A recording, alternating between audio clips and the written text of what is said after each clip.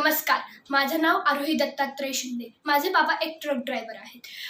आजपासून आपल्या देशात एक नवीन कायदा सुरू केलेला आहे, जो की मी मोबाईलवर वाचलेला आहे.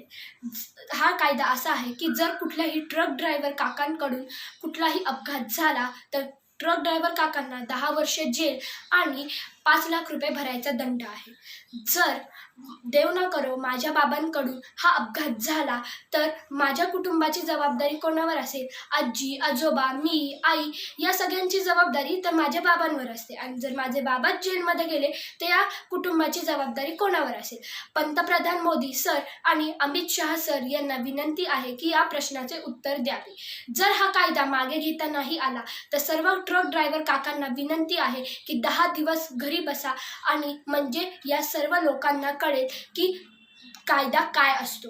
माझ्याकडून अजून एक विनंती आहे. 10